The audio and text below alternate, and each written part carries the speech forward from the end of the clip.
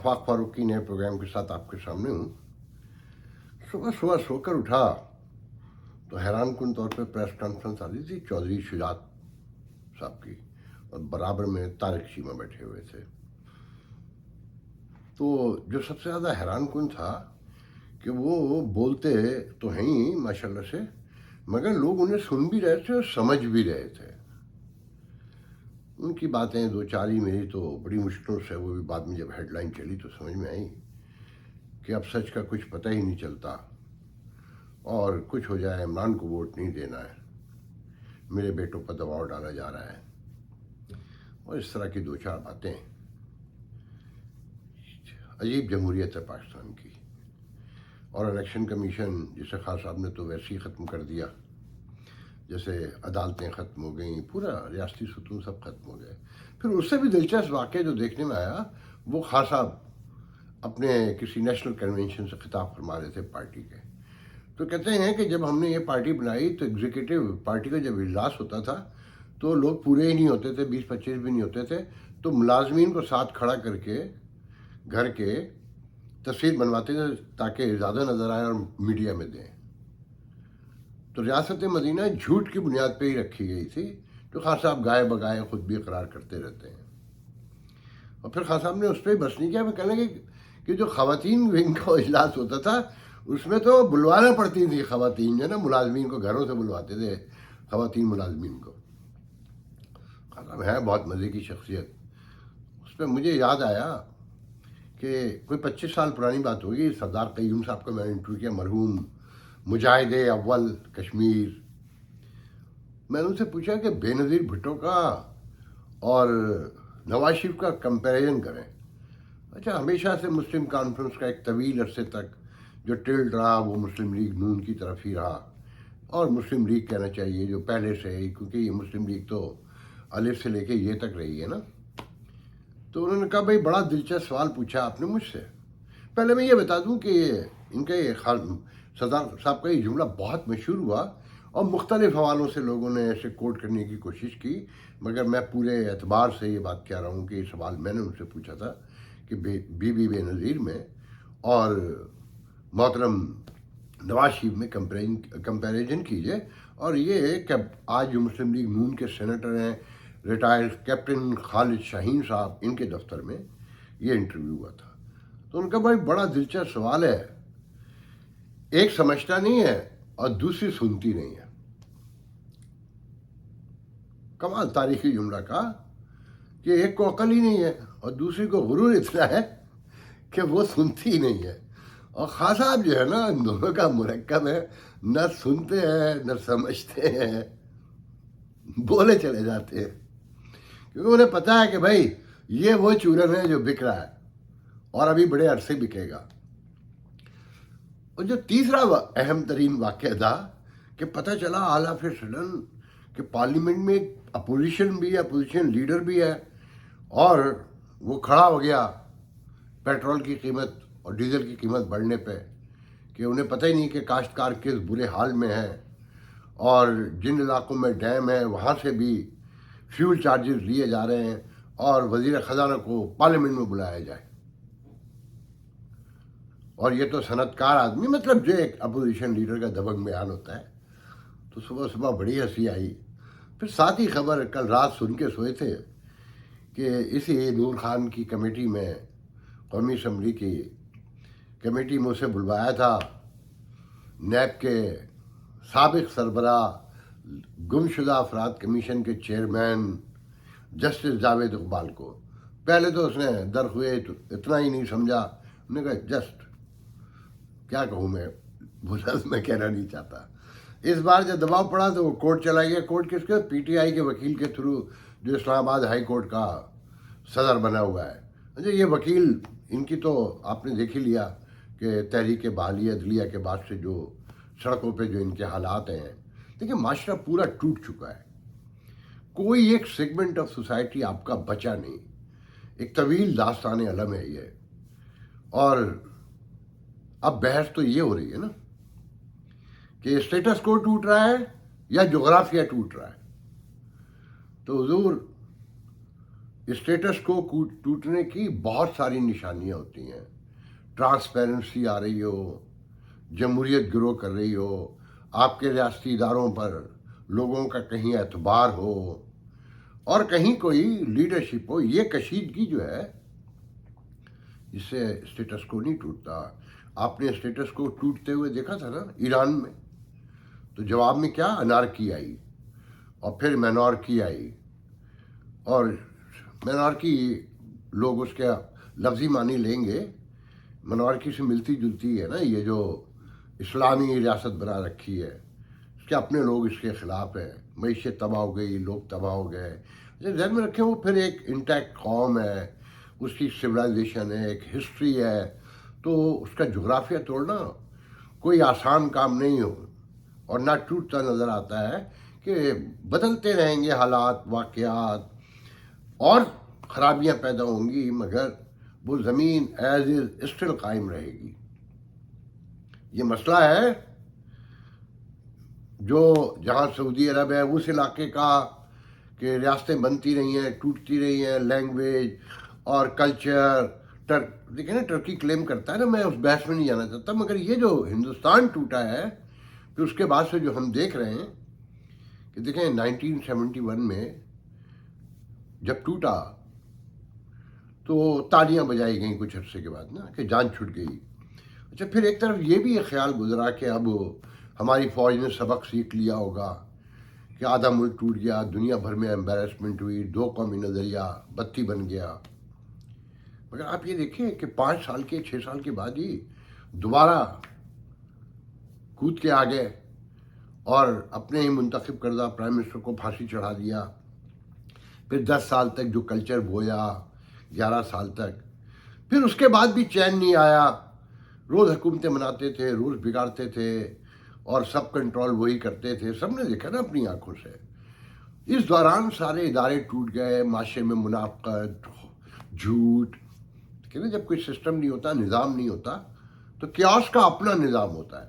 Chaos کا نظام یہی ہوتا ہے کہ جس کو موقع ملے نکل لو. ادھر ادھر دیکھ کے کہ کوئی سامنے والا آ کے مار تو نہیں دے گا. ٹریفک لائٹ پہ دیکھا ہے نا پاکستان میں کہ جہاں سگنل ہے ہی نہیں تو لوگ اپنی جگاڑ لگا کے نکلتے ہیں نا. تو یہ اسٹیٹس کو میں بھی ایسا ہی ہوتا ہے.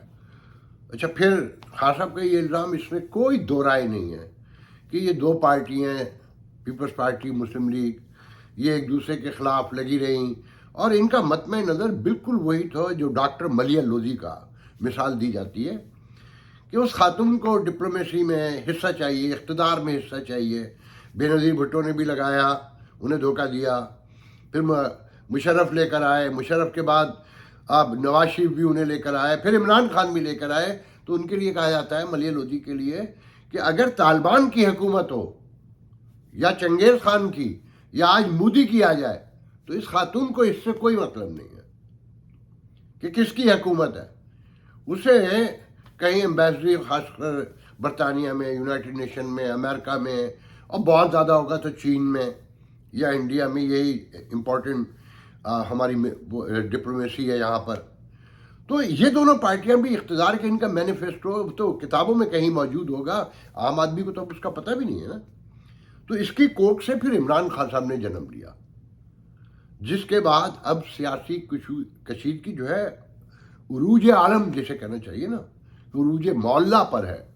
اور پھر وہ خبر آئی گئی جس کا شدت سے انتظار تھا، بے قرار تھے لوگ، اسپیشلی اتحادی حکومت، یہاں تک کہ وزیر اعظم چلا اٹھا تھا اور لہجے بدل گئے تھے. مریم نواز چلا چلا کر کچھ کہہ رہی تھیں، نواز شریف لندن سے بول رہے تھے، اور خان صاحب اور ان کے لوگ، ان کے اشرافیہ میں موجود حمایتی، وہ الیکشن کمشنر کو ٹکا ٹوکری کر رہے تھے صرف اس فیصلے کو روکنے کے لیے. کل جو بھی فیصلہ آئے گا وہاں آپ کو سمجھ آ جائے گی کہ اسٹیٹس کو ٹوٹ رہا ہے یا میرے منہ میں خاک. میں نہیں کہنا چاہتا، میری آج بھی خواہش ہے کہ پاکستان قائم رہے، دائم رہے، سربلند رہے، ہم قوموں کی برادری میں ایک وقار اور تفاخر کے ساتھ کھڑے ہو سکیں. مگر حالات، واقعات، تجربات کچھ اور بتاتے ہیں کہ جب ریاستی ادارے متنازع ہو چکے ہوں اور जो हुब्बुल वतनी की अलामत हो, जो माशरे को जोड़ने की ज़मानत हो, उसे भी सड़क पर लाकर खड़ा कर दिया गया हो कि फ़िरौन ने फ़िरौन पैदा कर दिया था, जो ना जमहूरियत को मानता है, जो ना सिविलाइजेशन को तस्लीम करता है, जो इंसानी रिवायात अक़दार सबका मुनकर है और वो रियासत मदीना बनाना चाहता है। उसे पता है कि इस समाज में फूट कैसे डालनी है। तो कल वो दिन है जिसके लिए सब मिलकर दुआ करें कि या अल्लाह इस पाकिस्तान पे रहम करे कि उनके लोग बहुत चार्ज हैं, उन्हें मालूम है कि प्रोपेगेंडा क्या होता है, कैसे किया जाता है। ना खान साहब जैसे लोग लीडर भी बन सकते थे, जो अपने मुंह से कहते थे, अगर इनके पुरानी फुटेज निकाल के देखें, कि मैं सियासत के लिए पैदा ही नहीं हुआ हूँ, मुझे पता ही नहीं है, मेरा दिल ही नहीं लगता सियासत में। मगर फिर उन्हें तरबियत दी गई, उन्हें सिखाया गया। और जो लोग कहते हैं ना कि वो कहीं से एजेंडा भी लेकर आए हैं और उस पर डटे हुए हैं, खड़े हुए हैं, उनकी एक तकरीर है गुज़िश्ता 5 साल से, एक तकरीर, जैसे एक तकर्रुरी का मसला था ना, ऐसी एक तकरीर है जो वो रोज़ रिपीट करते हैं। आज भी रिपीट की है, आज भी सब कुछ बयान किया है। तो दुआ करें कि ये मामला टल जाए और खुश उसलूबी से टल जाए। मगर मुझे लगता नहीं इसमें कोई रास्ता, कोई दर्ज, कोई खिड़की, कोई दरवाज़ा नहीं है कि जहाँ से हवा का एक झोंका भी आ सकता हो। तो आप ये देखें कि अभी कह रहे हैं ना, खुश हो रहे हैं कि $6 पे गिर गया, कुछ नहीं होता।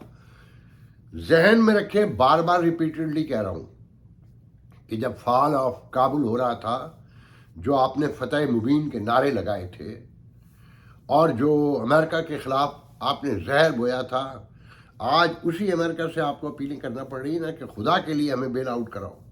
जिस पर खान साहब कह रहे हैं कि ये नौबत आ गई है कि वज़ीर आज़म पे तो कोई यकीन ही नहीं करता, तो आर्मी चीफ से कहलवाना पड़ता है। ये वो आदमी कह रहा है कि जिसके लिए यही आर्मी चीफ भीख मांगने से पहले जब ये निकलता था तो ये आर्मी चीफ जो है एडवांस पार्टी के तौर पे जाता था, पहले उनको कन्विंस करता था। जो डिप्लोमेसी का काम था, जो डिप्लोमेट करते हैं कि किसी हेड ऑफ द कंट्री के विजिट से पहले, वो हमारे मुल्क का आर्मी चीफ करता था। लोग भूल जाते हैं। आप ये देखें, जिद की, ढिठाईपन की, अक्खड़पन की, झूठ की, कि ये इलेक्शन कमीशन भी इसी खान साहब ने लगाया। जो पिछला जो गया है उसको भी खान साहब ने उतारा था, उस पर भी इल्ज़ामात लगाए थे। क्या नाम था उसका, मेरे जहन में नाम नहीं आ रहा, जो इनसे पहले थे। आप उठा के खान साहब की वीडियोस जो फुटेजें निकाल के देख लें, अखबारी तराशें निकाल लें कि खान साहब ने उस पर भी इल्ज़ाम लगाए थे। जो आदमी खान साहब के ख़िलाफ़ बोलेगा या जो खान साहब के सामने आके खामोश हो जाएगा या एक साइड पे हो जाएगा, वो जानवर है, वो गद्दार है। ये बाजवा गद्दार है ना। आज ये पूरी फौज जानवर है। रोज़ कहते हैं ना खान साहब कि जिनके हाथ में पावर थी उन्होंने धोखा किया। आप अंदाज़ा लगाएं कि एक डेमोक्रेटिक हुक्मरान जो डेमोक्रेसी के हवाले से आया है, वो इत्तेहादियों के छोड़ जाने को साजिश करार देता है। पूरी दुनिया की जमहूरियत में ऐसी कोई मिसाल मौजूद नहीं है, मगर वो रोज़ चिल्ला चिल्ला के कहते हैं और एक तबका पैदा हो गया है। तो देखिए, मैं कहना ही चाहता हूँ कि जिनके जहन में ये है कि स्टेटस कोड टूट रहा है और कुछ दुरुस्त होने जा रहा है, ऐसा कुछ नहीं है।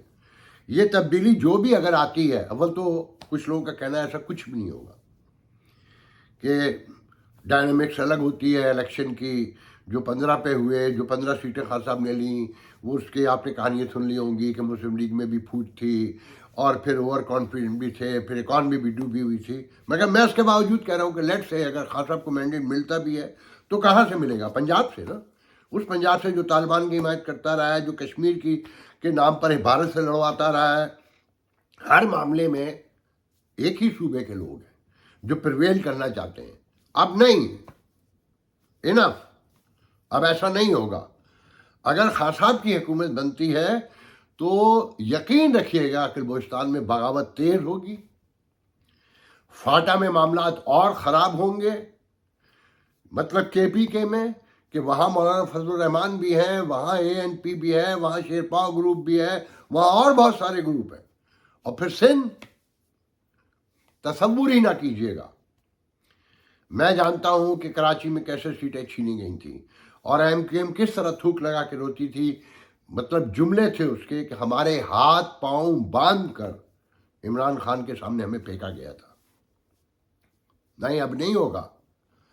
نہ اب آپ کی معیشت بچی ہے، نہ آپ کے ریاستی ادارے قابل احترام رہے ہیں، اب کچھ نہیں ہے. اور جو آپ کی حیثیت تھی کہ لوگ کہتے ہیں نا کہ فرعون کے گھر موسیٰ پیدا ہوتا ہے، یہ پہلی بار ہوا ہے کہ فرعون کے گھر فرعون پیدا ہوا. وہ آپ کے لیے اب بہت ہے. تو اب بہت سارے لوگوں کو زبانیں مل گئی ہیں. تو یہ معاملہ بہت سنگین صورتحال اختیار کرتا جا رہا ہے کہ کسی کے دماغ میں ہے کہ خان صاحب کا جھوٹ پریویل کرے گا، اور ایک وہ اشرافیہ جس کی کوئی مورلٹی نہیں ہے، جو اس ملک کو لوٹنے کی ذمہ دار ہے، جو مذہب کو شام کو رات کو محفلیں سجا کے ہنستی ہے، وہ لوگوں میں صبح چورن بانٹے گی مذہب کا، شام کو اپنے کام کرتی رہے گی، وہ ریاستی ادارے لوٹتی رہے گی، خان صاحب مدینہ ریاست دکھاتے رہیں گے. نہیں، ایسا نہیں ہوگا.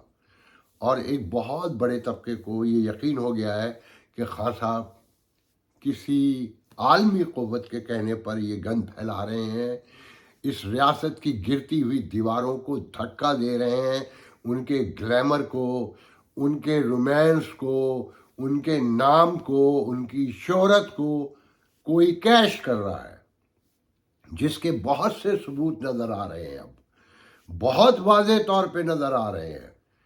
تو آنے والے دنوں میں کیا کیا ہونے جا رہا ہے یہ تو اللہ بہتر جانتا ہے کیسے ہوگا، مگر یہ یقین رکھیں کہ اسٹیٹس کو نہیں ٹوٹ رہا.